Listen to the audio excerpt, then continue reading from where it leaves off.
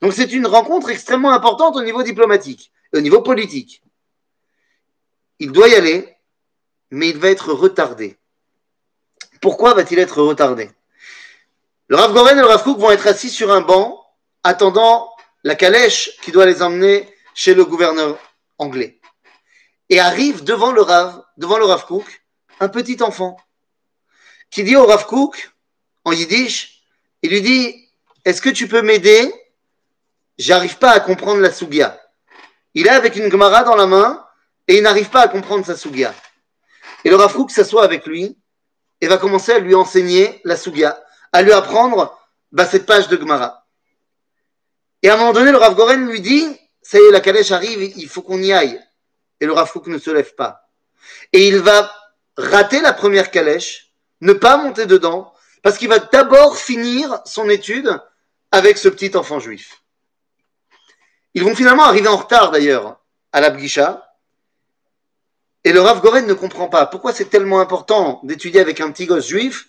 Oui, c'est très important, mais bon, de là à être en retard à cette rencontre politique fondamentale avec le gouverneur anglais, au début, il pensera que ça montre que le Limud Torah est plus important que tout. Jusqu'à ce qu'il ose poser la question au Rav Kook, qui lui dira, tu n'as pas compris.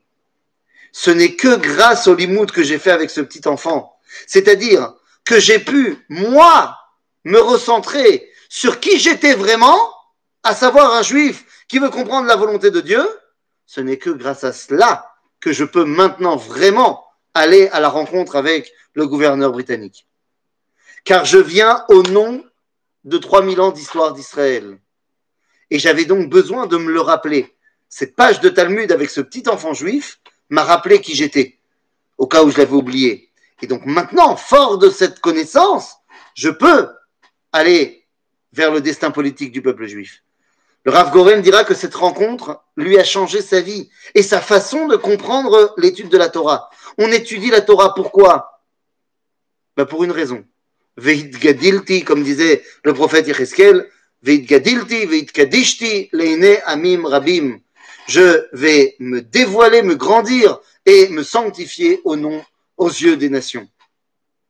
Le Rav Goren va prendre ça avec lui toute sa vie. Toute sa Torah sera Veit gadilti, veit kadishti, leine amim rabim. Comment? Eh bien, tout simplement en ramenant la grandeur au peuple d'Israël.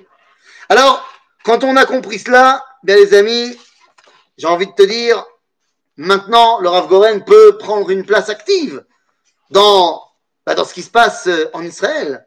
Il va recevoir la smicha la rabbanout, son ordonnance rabbinique, des mains, ça se dit pas, merci, des mains du Rav Kook. Il est un des rares qui va recevoir la smicha la rabbanout du Rav Kook lui-même. Et lorsqu'il devient rabbin, eh bien, il va être mis devant un fait accompli. On va lui imposer, alors qu'il n'a que 30 ans, on va lui imposer de prendre sur lui un tafkid. Lui, il pensait devenir rabbin d'une communauté, d'une synagogue, je ne sais pas. On va lui imposer de devenir pastam rabbin.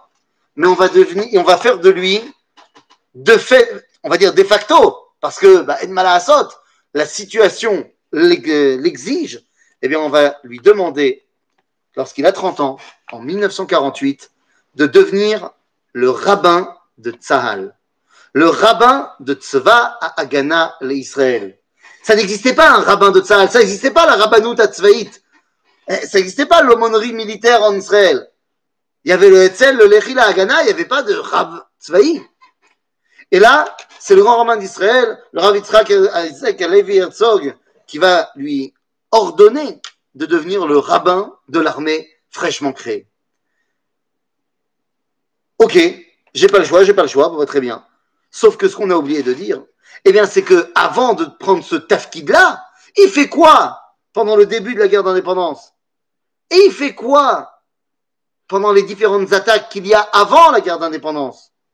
Pendant le réveil arabe, les pogroms, d'abord, alors en 29, il est encore tout petit, mais dans les pogroms de 1936, eh bien, il commence à prendre les armes.